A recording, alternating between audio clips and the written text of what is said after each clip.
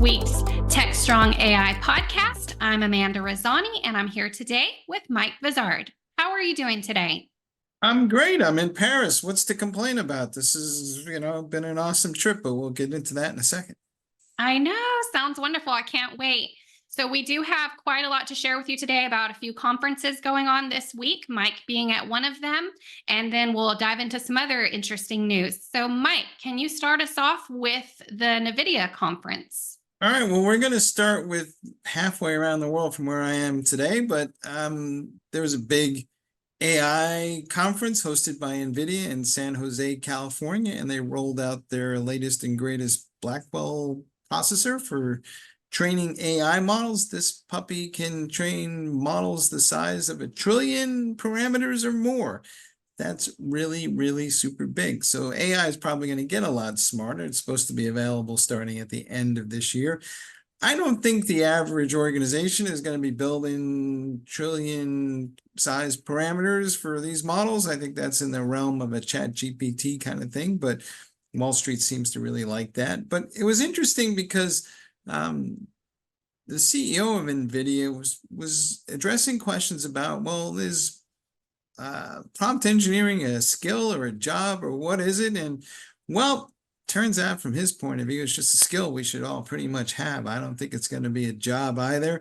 Seems to be a lot of HR folks that didn't quite get that message yet, because we see all these job roles for prompt engineers out there. But I guess some people may be more skillful at it than others, but I'm not entirely clear that that would classify or qualify as a, shall we say, engineering job. But Amanda, what do you think?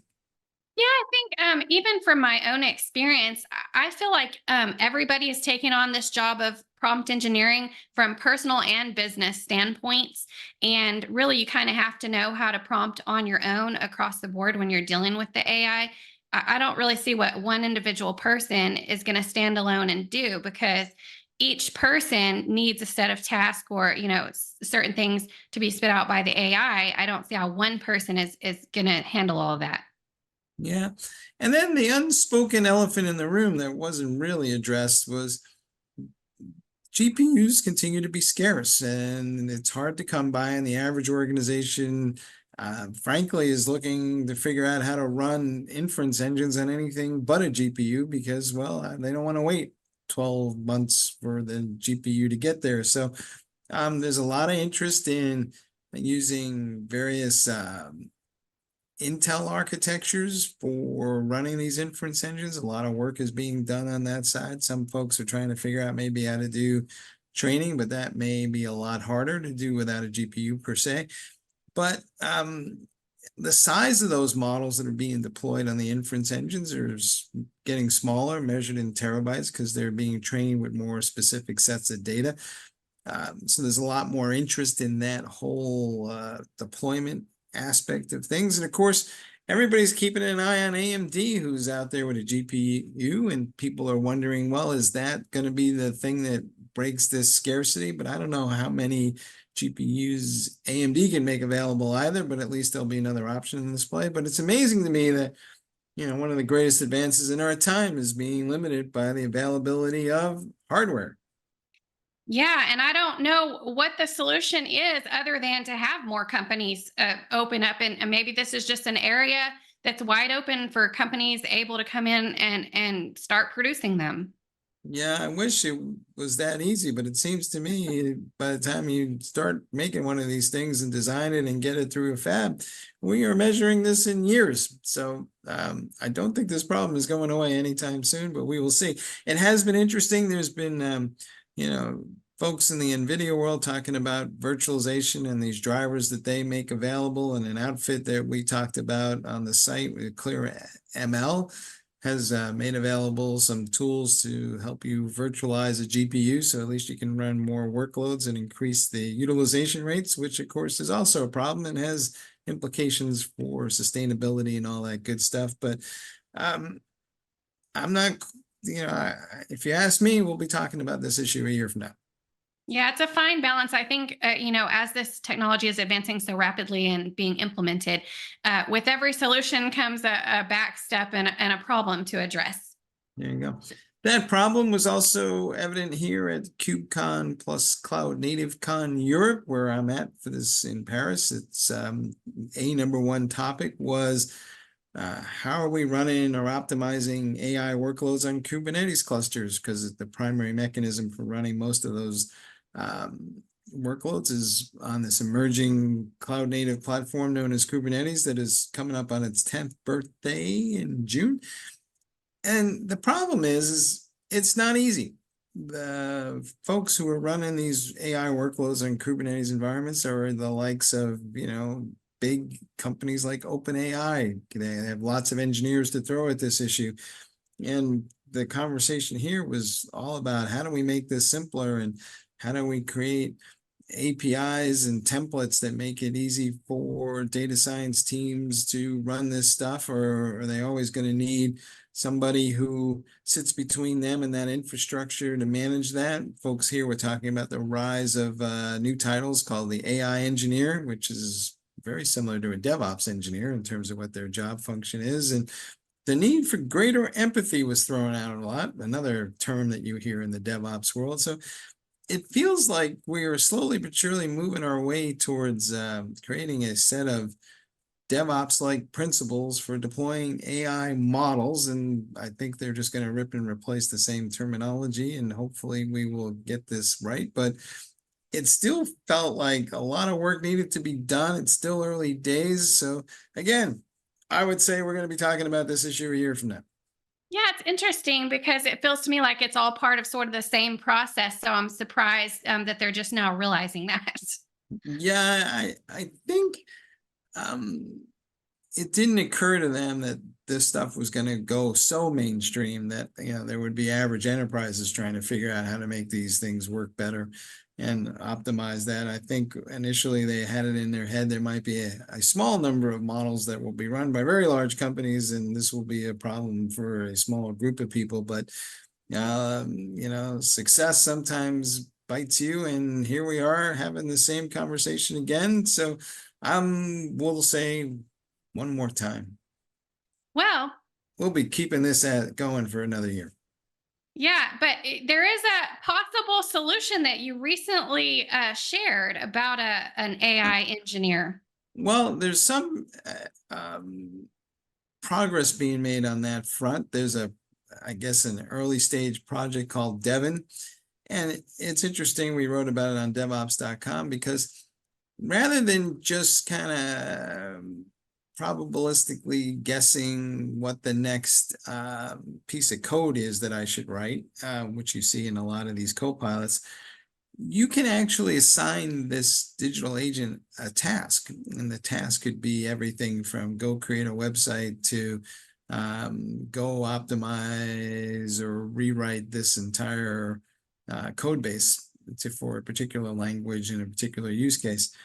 And so it kind of showed just how far we can go with this technology. And I suspect that Google is working on something similar, and Microsoft and Amazon will all do something similar in the future. But the interesting thing about this is, writing code is only the beginning. The way that this thing can be used to orchestrate a set of tasks, because it wasn't just telling it, to go do one task, but you could tell it to do some series of tasks and it would execute that. I'm sure a lot of DevOps engineers are going, well, who's about to move my cheese and what does this mean for my job? But you still need to know what tasks to tell it to do. So I don't think Devon will figure that out on its own, but a lot of the kind of low-level scut work will increasingly be automated, and maybe we'll have a lot more DevOps engineers who can orchestrate things, and we can develop software a lot faster than ever. But I'm not quite clear I'm ready to say that the DevOps engineers will be entirely replaced by AI, but it sure is a lot smarter than we thought. I think it's interesting how it can be told to go repair bugs and different issues. And if we could take that side of it moving forward, and it can just constantly be scanning and repairing and fixing all the issues, that would be great. Yeah, because maybe everybody can be a software engineer then, but that, and then we'll be building more software than ever, and we'll have all kinds of cool new things that previously we would not have attempted because it would have been just too hard. But I cannot tell you where Devon is right now in terms of it's a private beta. You have to sign up and subscribe for it. But it seems like to me it's a taste of things to come, or as they say, the future's here, but it's unevenly distributed, shall we say. Yes, I think once we get a lot of these tasks automated, we're going to have an explosion of new technologies, perhaps on the future. We sure hope so. Now, there are other stories that are going on the site there. A lot of it has to do with the AI economy. So why don't you walk us through that? Yes. Okay. So Sean Mullaney recently contributed a byline, and he says that AI is going to be the answer to establishing a Goldilocks economy, which is when the economy is pretty much growing at a perfect rate of neither hot nor cold, just perfect. He thinks AI is the solution because of its ability to automate and speeding up processes, improving processes. And his belief is that with this, the companies won't be firing individuals. They'll be hiring more individuals because as everything speeds up and everything improves, they're going to need more humans. All right. Let me get my rose-colored glasses over here somewhere. They're lying around on my desk here. But I think that, maybe that's a possible outcome in a best of all possible worlds philosophy. But I think, let's be honest, there's going to be a significant amount of disruption before we get to his glorified view of the world, if ever. We are going out of our way to make sure that everybody feels like, AI isn't going to, kill their job. But your job's definitely going to be different. There's just no question about it. And who's doing your job may change because the level of skills required to do it will drop. And there's just going to be a lot of folks who are going to be shifting careers. It's just a fact. Now, you might wind up doing something else that's different that uses some of the same concepts, but I think we should just stop trying to go out of our way to tell everybody that, don't worry, you're going to have a job. Yeah, you're going to have a job, but it's not going to be the same job you have today. There's just no two ways about it. And it may not even be for the same company that you're working for, and it may not even be in the same field that you're in today. So it would be better if we spent more time coaching people and preparing them for that level of disruption, rather than kind of, trying to get everybody to feel good about AI. Follow me? I do agree with that in the fact that, yes, there may be more jobs opening up, but they will be different and the current jobs will shift and change. And I think companies do need to provide more skill up training and get ready for the future as far as staffing in these different areas that are going to open up. Yeah, and I was having a conversation with some folks I grew up with. I've known him all my life, and he's a developer. And his perspective was, I'm happy. I'm 2 years away from retiring, and I think I'm just hitting this just right because he was like he was unsure what the kids were going to be doing, and he says a lot of them have skills and stuff that they've learned in college that may be redundant real soon. So he was basically thankful that he was not at the front of his career, because he was just like, I don't see how this is all going to play out, but who knows? And I think there's also a simple fact that maybe the older you are, the less inclined you are to learn new skills. So that's a bit of a challenge. So there may be a generational issue at work here. So those of us who have a little longer in the tooth maybe need to keep an open mind, because clearly everybody's relearning everything at all times. And if you're not in the mood to relearn, well, then you're probably going to have more trouble than others, but we'll see how that goes. There's a separate related story from Nutanix talking about, on the upside, the amount of infrastructure that AI is going to consume will be going up through the roof. So if you're in the IT hardware business, as we were pointing out earlier in the show, AI is good for you, right? Because ultimately the amount of CPUs and storage and data that's required will increase, and a lot of that will be in the cloud, a lot of that will be on premise, and a lot will be at the edge. So I can almost say with certainty that AI will be good for the hardware business, but other than that, I'm not entirely sure. Yeah, I think you're exactly right on the fact that depending on where you are in your career, it may be a good time where, like your friend is happy to be stepping out soon. But I think most people in technology spaces will need to have certain characteristics such as adaptability, able to pivot quickly, and always wanting to skill up and be constantly learning and training to stay ahead of the next change in technology. I think those are important characteristics to have for other people coming into the career. Yeah, I was kind of half laughing with some of the folks in the Techstrong Gang podcast that you and I occasionally show up on. But I was talking about, I'm not sure how I feel about this, but I think I'm essentially creating content for machines now that are using that to create more content that may or may not be competing with the content that I use to help train the machine. So it's kind of getting a little weird out there, and we'll see how it all kind of works out.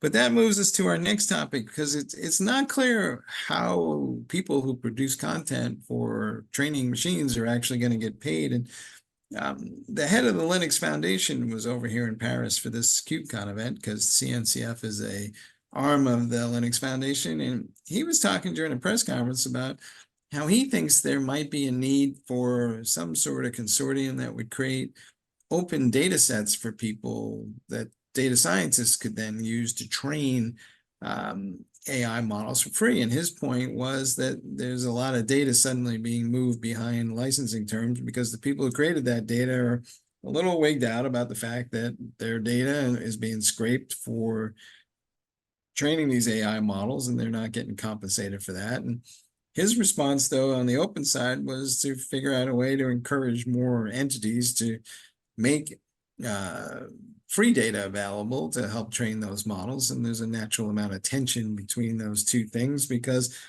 I'm sure you're aware, but there's large numbers of industries that are all about creating data and getting compensated for that.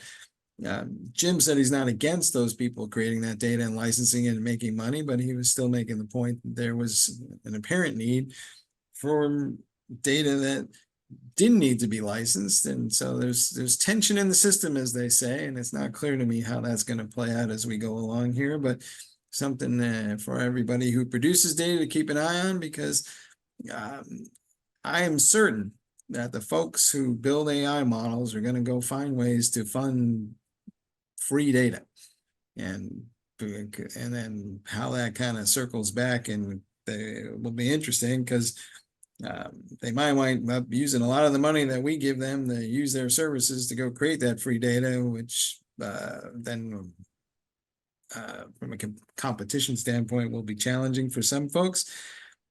And yeah, it's coming back full circle. It's right. It's like, I don't know, are we working to create data for machines to create data that in turn is going to not just me, but put us all in some sort of new job and role, and we'll see how that plays out. But interesting times, as they say. Well, and the biggest question is the funding necessary, and also how people are going to continue keeping it updated. Who, if it's all open, who's going to keep updating and managing it? Right. Yeah, and you're absolutely right about that, because part of these things with these AI models is, you train them for a specific date of what the data that you have, but then, 6 months later, 9 months or a year, they start to lose their cohesion because the data that they were trained on is out of date. So, somebody needs to keep kind of continually updating those machines. Now, sometimes machines will create additional data that will train the machines, but other times it will be humans. But the dirty little secret about OpenAI is a lot of that stuff was trained using people who were paid, pennies and nickels to sit there and say, yes, by golly, that's a cat. So, that doesn't seem like, shall we say, rewarding work. Right. And then we've seen what's happening with that too. It was open, and now they're going toward a paid model, and now there's lawsuits flying around and everything else. And so it just comes into question how you can keep these open platforms how you can keep them open without funding and without people constantly managing them. Yeah. I mean, to be honest, we're all going forward here without much of a real plan. We're kind of basically, some data scientists discovered that we could do this thing and it'll be cool. And now it's basically, buckle up buttercup time, because we don't know where it's all going to lead. And anybody who says that they do know for certain is, probably telling you something that is the human equivalent of a hallucination. Yep. Well, it'll be interesting to see how this all plays out. And I think definitely nobody has a clue. And from a year ago to now, it's surprising how many things have happened. All right. Well, I'm looking forward to be back in the States next week, and we'll pick this conversation up again. But in the meantime, I think I'll go and enjoy some non-AI food at the lovely Paris. Sounds good. Enjoy your trip. I can't wait to hear more. And thanks for tuning in. We will be here next week at the same time. Thanks, Mike.